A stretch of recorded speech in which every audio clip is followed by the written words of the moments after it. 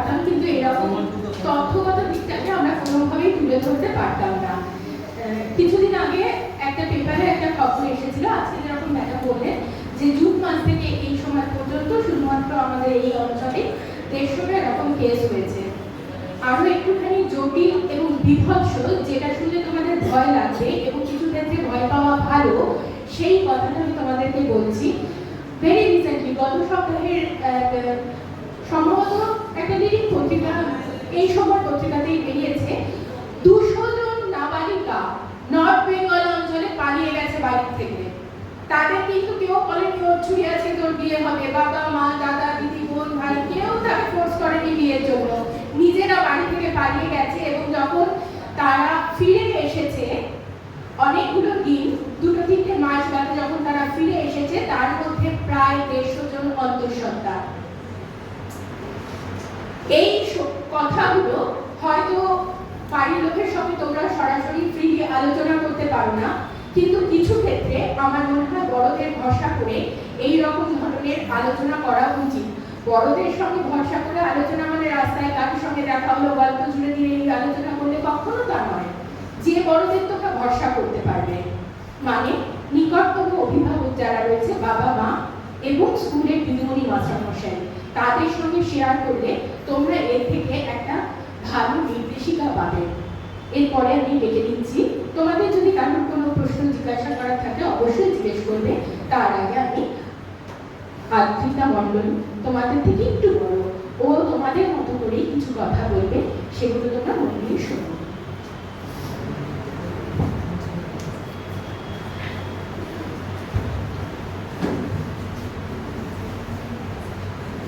নমস্কার সকলকে।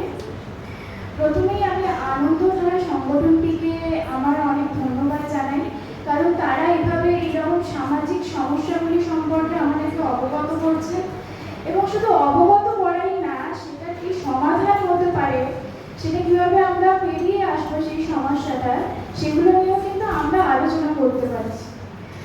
তারপর আমি অধ্যক্ষ মহাশয়কে এবং এখানে উপস্থিত সকল অধ্যাপক অধ্যাপিকা শিক্ষক শিক্ষিকাকে আমার প্রণাম জানাই।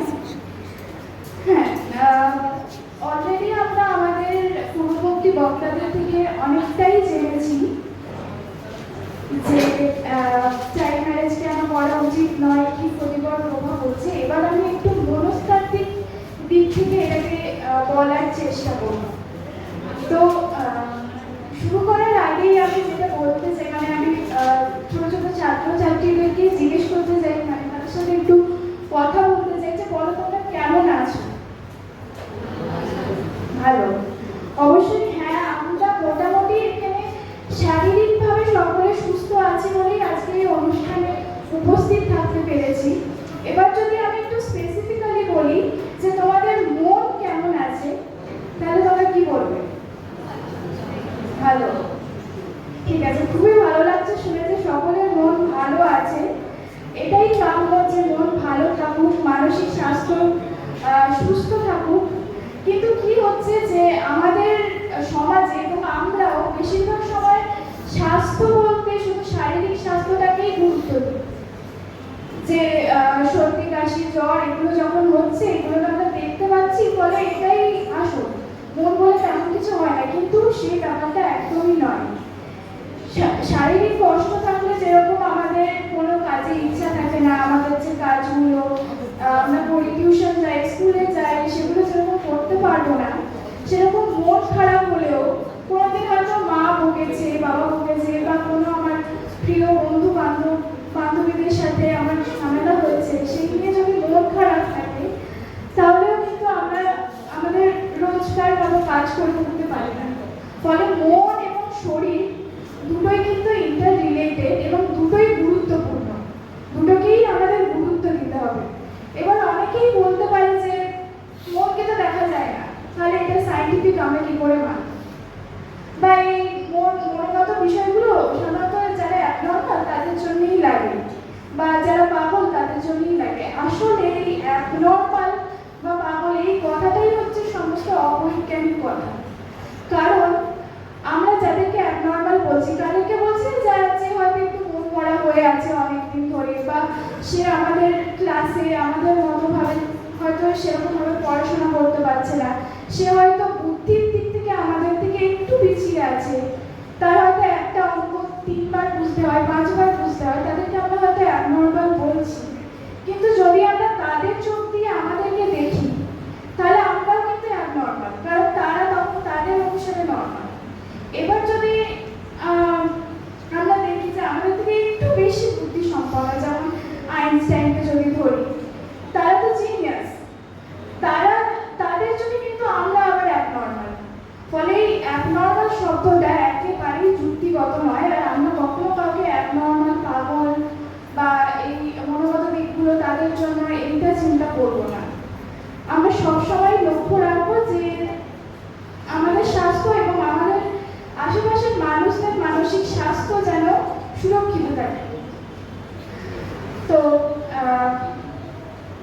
আমাদের যেটা মানে আমাদের অনেক সময়ই হয় যে বাবা মার কোনো কথাতে আমরা খুব কষ্ট পেলাম বা তাদের সাথে আমাদের মতবিরোধ হলো, তো আমরা তখন কি করলাম, বাড়ি থেকে বেরিয়ে গেলাম। তো এই বাড়ি থেকে বেরোনোর প্রবণতা থেকেই কিন্তু আসে যে যে প্রিয় মানুষটা আমাদের আছে তার সাথে গিয়ে আমরা বিয়েটা করে নিই, তাহলে ওনার লাইফ অনেক শর্ট হয়ে যাবে, অনেক কিছু আমাদের পাওয়া হয়ে যাবে। কিন্তু তা একেবারেই নয়। এই মতবিরোধটা অ্যাকচুয়ালি মতবিরোধ নয়, মত পার্থক্য। কেননা আমরা তো সকলেই আলাদা, আমরা আলাদা আলাদা মানুষ, ফলে আমাদের আলাদা আলাদা মতবাদ থাকে, আমাদের আলাদা দৃষ্টিকোণ থাকে।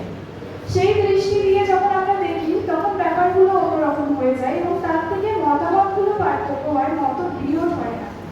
ফলে কখনোই আমাদের সাথে বা আমাদের ঝগড়া হয়েছে, তাড়াতাড়িতে ঝগড়া হয়েছে বলে আমরা বাড়ি থেকে বেরিয়ে গিয়ে জীবনের একটা বড় সিদ্ধান্ত নিয়ে নেব যাতে জীবনটা ভালো থাকবে, সেরকম কিন্তু একেবারেই নয়। ঠিক আমাদের আজকের এই অনুষ্ঠানটা কিন্তু ওই রকম ভাবেই একটা নীতির ওপর, যে আমরা সকলের মতামত এখানে নিয়ে সবার মতামত থেকে আমরা নতুন কিছু শিখে সেই শেখাটাকে আমরা কাজে লাগাবো। আমরা আমাদের ভবিষ্যৎটাকে সুন্দরভাবে গড়ে তুলব এবং সুন্দরভাবে আমরা নিজেদের পরিচয় তৈরি করে নিজেকে প্রতিষ্ঠা করবো সমাজে। তো চাইল্ড ম্যারেজ বা কিশোরী বিবাহর যে ব্যাপারটা, এখানে কিন্তু শারীরিক এবং মানসিক এই দুটো দিক থেকেই অনেক আঘাত আনে। কিরকম আঘাত, যে শারীরিক যদি আমরা প্রথমে বলি যে শারীরিক আঘাত হলে আমার কিশোর বা কিশোরীরা তখনও ফুললি বডি ডেভেলপ হয় না, ফলে তাদের মধ্যে ম্যাল নিউট্রিশন বা অপুষ্টি, অ্যানিমিয়া এগুলো থাকতে পারে। এবং চাইল্ড ম্যারেজ বা কিশোরী বিবাহ থেকে অবশ্যই টিনেজ প্রেগনেন্সি আসছে, তারা সন্তান সম্ভবা হয়ে পড়ছে এবং তার থেকে তাদের যে নবজাতক শিশু আসছে তাদের কিন্তু আরো বহুগুণ বিপদ সম্মুখীন হচ্ছে। শুধু শিশুই নয়, মারও, কিশোরী মায়েদেরও কিন্তু মর্টালিটি রেট অনেক হাই। তো শারীরিক যে সমস্যাগুলো, তাদের আইকিউ কম আসে, তারা অনেক সময় প্রি ম্যাচিওর অবস্থায় জন্মে যায়, তাদের বডি অর্গানগুলো ঠিকঠাকভাবে তখনও পরিপূর্ণতা পায় না, শুধুমাত্র যেহেতু মায়ের শরীর তখনও পুরোপুরিভাবে ডেভেলপড নয় বলে কিন্তু এই সমস্যার রেট অনেক বেশি হয়ে যায়। ফলে কখনোই চাইল্ড ম্যারেজ বা কিশোরী বিবাহ কিন্তু আমাদের মতো এই 2025-এ দাঁড়িয়ে একেবারেই কাম্য নয়। এরপর আসে মানসিক যে দিকগুলি। মানসিক দিক যদি আমরা বলি, তাহলে প্রথমত আমাদের জীবনে যে সমস্ত ক্রিটিক্যাল ডিসিশন আমাদেরকে নিতে হয়, তার মধ্যে একটা হচ্ছে এই বিবাহের ডিসিশন বা ম্যারেজের ডিসিশনটা। কেননা তার আগে পরে অনেক কিছু চেঞ্জেস, অনেক কিছু ঘটনা ঘটতে পারে, ফলে সেই সমস্ত সুবিধা অসুবিধা ভেবে আমাদের এই সমস্ত ডিসিশনগুলো নেওয়া উচিত। এবং শুধুমাত্র এটা একজনের জন্য নয়, যাদের যে দুজনের বিয়ে হবে, এখানে মিউচুয়াল অ্যাডজাস্টমেন্ট এবং অ্যাডাপ্টেশন যে চেঞ্জেসগুলো হয় সেগুলো আমরা কতটা নিতে পারছি তার প্রয়োজন হয়। ফলে এই 17, 18, 19, 20 এই বছরগুলো বা 15, 16 এই বছরগুলো, এই বয়সগুলো কিন্তু একেবারেই সেই ডিসিশন নেওয়ার মতো সময় নয়, বা কেউই তখন সঠিক ডিসিশন নেওয়ার মতো অবস্থায় থাকে না। ফলে এই চাইল্ড ম্যারেজ একেবারেই কাম্য নয়। এছাড়াও কি আসছে, যে ধরো বিয়ে হয়ে গেল এবং সে সন্তান সম্ভবা। তারপর যখন তার নবজাতক শিশুর জন্ম হচ্ছে, সেই শিশু জন্মের পর খুব কমন একটা জিনিস আসে, সেটা হচ্ছে পোস্ট পার্টাম ডিপ্রেশন। মানে শিশু জন্মের পর হঠাৎ করে মার যে একটা মন খারাপ, এবং সেই মন খারাপটা কোনো স্বাভাবিক মানে একদিন এলো পরের দিন চলে গেল, কোনো একটা কারণগত মন খারাপ সেরকম কিন্তু নয়। টানা কম করে 1 সপ্তাহ 15 দিন এই মন খারাপ থাকে, এবং 1 সপ্তাহ 15 দিন তো শুধু সূত্রপাত, একে একে এটা মানে বাড়তেই থাকে, 1 মাস 2 মাস 6 মাসও অবধি যায়। এবং সেক্ষেত্রে কি হয় যে মা খাবার খাওয়া বন্ধ করে দেয়, মা যে ঘরের কাজগুলো করতো সেই সমস্ত কাজও শেয়ার করতে পারে না। কিন্তু আমাদের সমাজ এখনো অতটাও এগিয়ে যেতে পারছে না যে এটাকে একটা মানসিক অসুস্থতা হিসাবে তারা চিহ্নিত করে তাদেরকে সঠিক পরিষেবা দেবে বা ডাক্তারের কাছে নিয়ে যাবে। তারা তখন কি বলে যে না, ওর মা কাজ করার ভয়ে এই সমস্ত নাটকগুলো করছে, বা ওর মাকে ভুতে ধরেছে, ওর মা পেটনি হয়ে গেছে, ওকে ঝাড়ফুঁক করা দরকার। কিন্তু না, এটা হচ্ছে একটা পোস্টপার্টাম ডিপ্রেশন, এবং যেহেতু পরিষেবাগুলো ঠিকভাবে তার কাছে পৌঁছায় না, ফলে সে এই ডিপ্রেশন থেকে কিন্তু বেরিয়ে আসতেও পারে না। নাহলে এই ডিপ্রেশন জিনিসটা 100% কিউরেবল।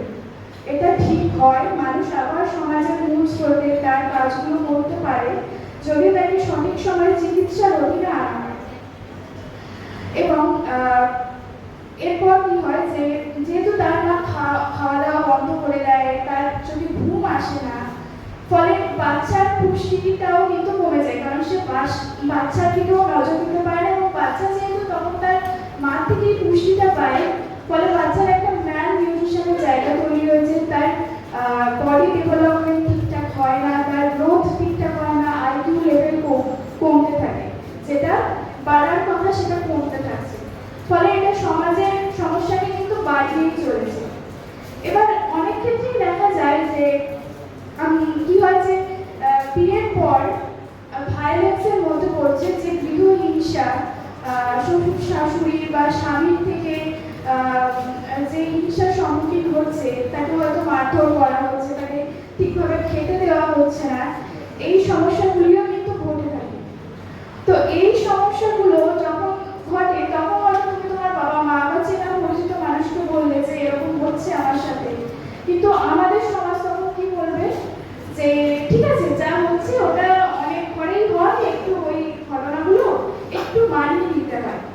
কিন্তু একটা কথা ভীষণভাবে মনে রাখা দরকার যে সবকিছু মানিয়ে নেওয়া যায়, কিন্তু অন্যায় অত্যাচার কখনোই মানিয়ে নেওয়া যায় না।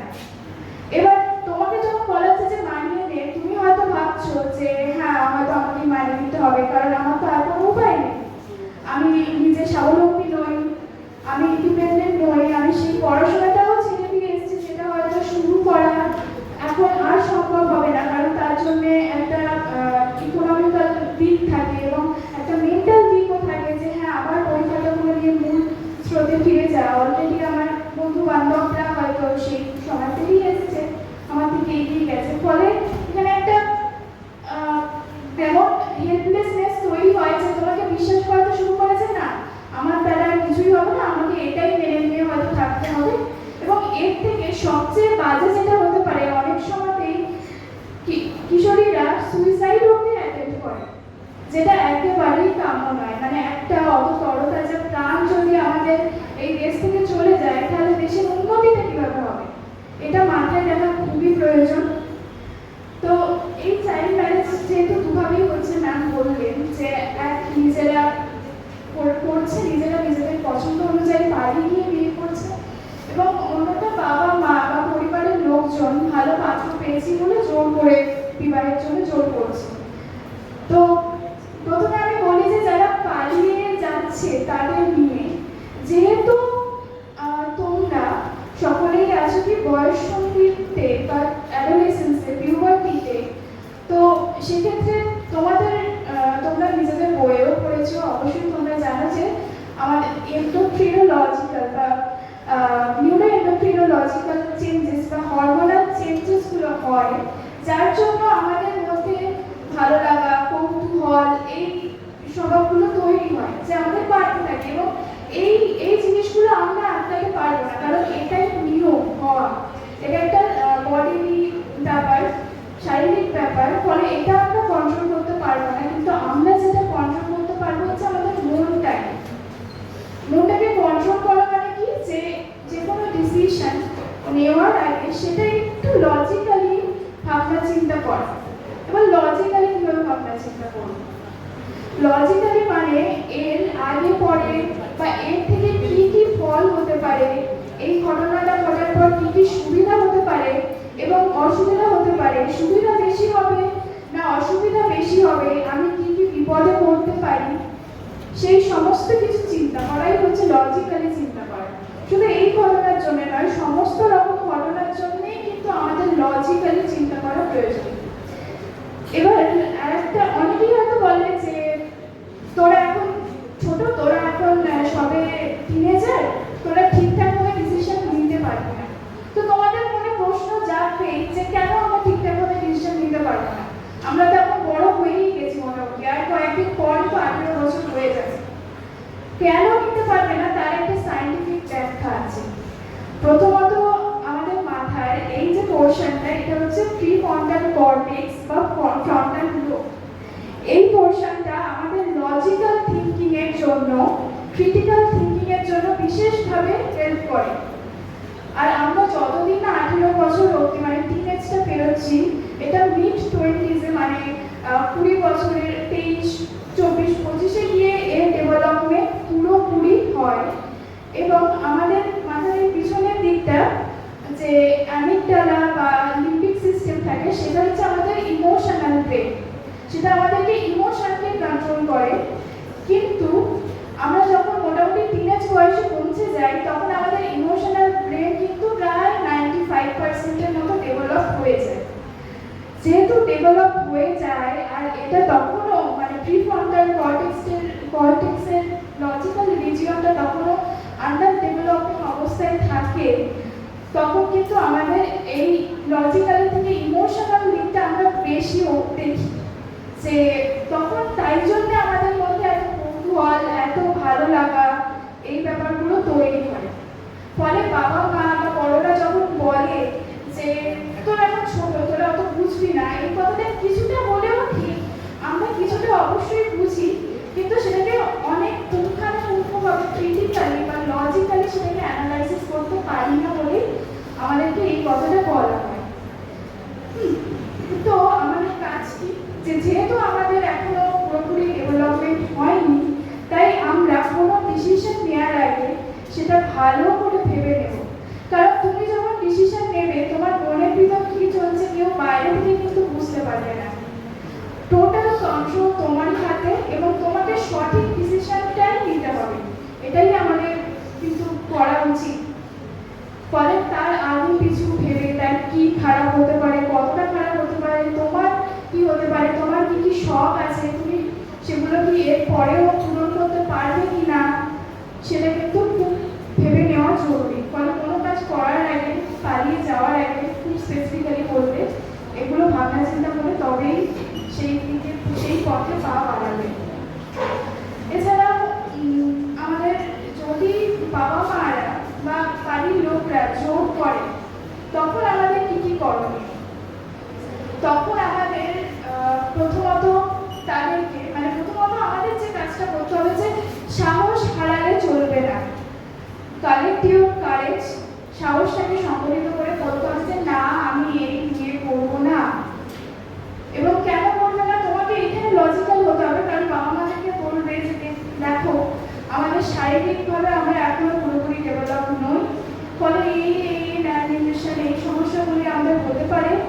এক্ষেত্রে মর্টালিটি রেটও আসতে পারে অনেক বেশি। এবং তারপর তাতেও যদি তারা মানতে না রাজি হয়, প্রথম কাজ হচ্ছে যে কোনোভাবে প্রশাসনের কাছে খবর পৌঁছে দেওয়ার সাথে সাথে কিন্তু তোমাদের কাছে সাহায্য পৌঁছে যাবে। প্রশাসনের কাছে কীভাবে, যে তোমাদের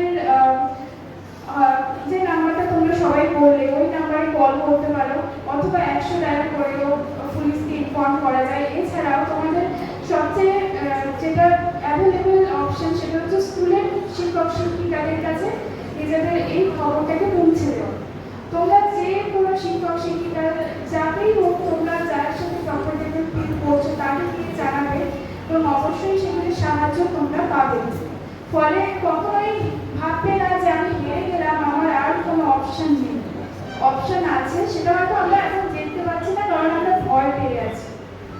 তো এই কথাগুলো অবশ্যই মাথায় রাখো। এবং এখানে শুধু কিশোরীদের নয়, কিশোরদেরও কিন্তু একটা বড় রোল আছে। কারণ অনেক সময় মেয়েরা ঘরে আটকে পড়ে।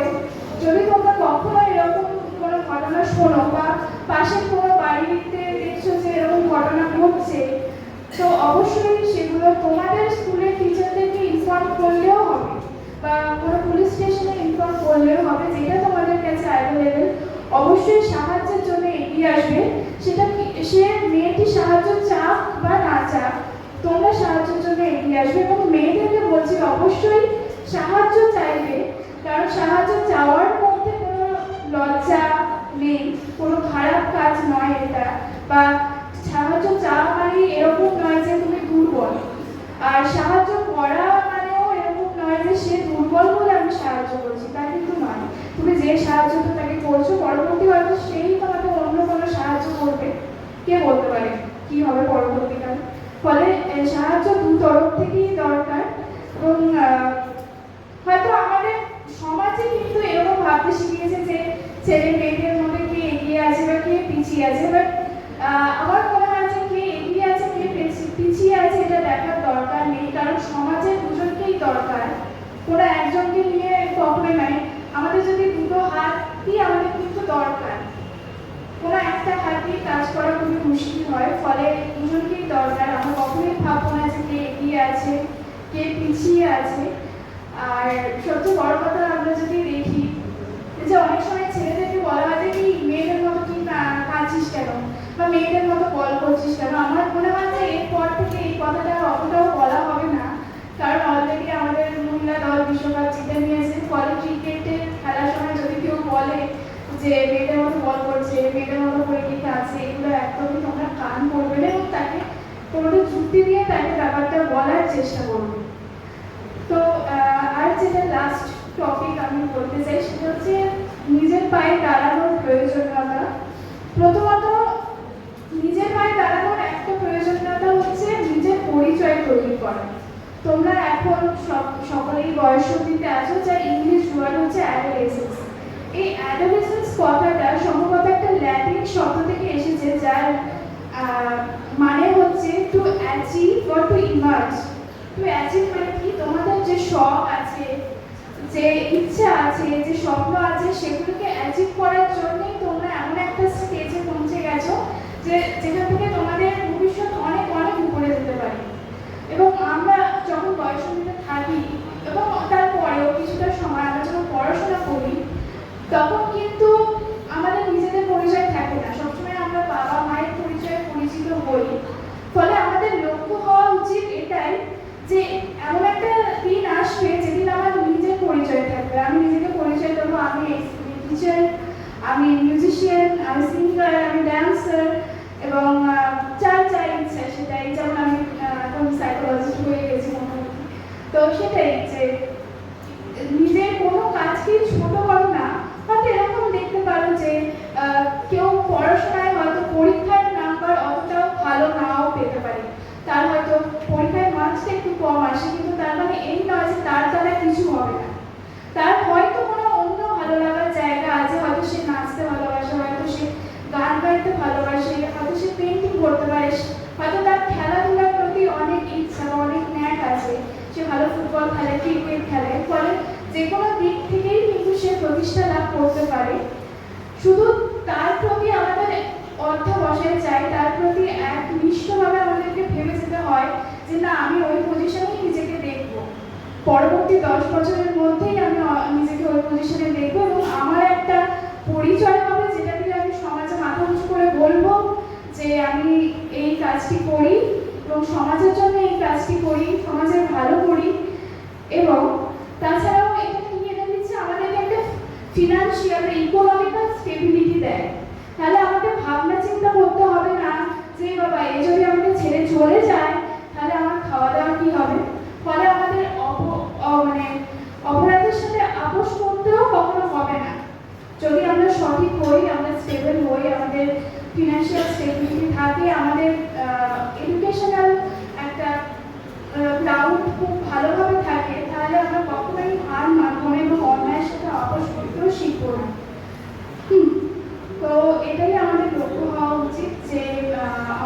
পরিচয় তৈরি করবো। ফলে অনেক কিছুই বলে ফেললাম, আমি একটু দু একটা পয়েন্ট আর একটু মানে মনে করিয়ে দিই। প্রথমত আমরা কি করবো, তাহলে আমরা সকলের মতামতকে গুরুত্ব দেব এবং আমাদের নিজের মতামতকেও বলবো যে আমার এইটা পছন্দ বা, এবং সবার মতামত নিয়ে আমরা একটা ভালো জায়গায় ভালো কিছু করবো। মানসিক স্বাস্থ্যের খেয়াল রাখবো, নিজের একটা পরিচয় তৈরি করব এবং অবশ্যই কোনো অন্যায় হলে তার প্রতিবাদ করবো। থ্যাংক ইউ সো মাচ এতক্ষণ ধরে সময় দেওয়ার জন্য।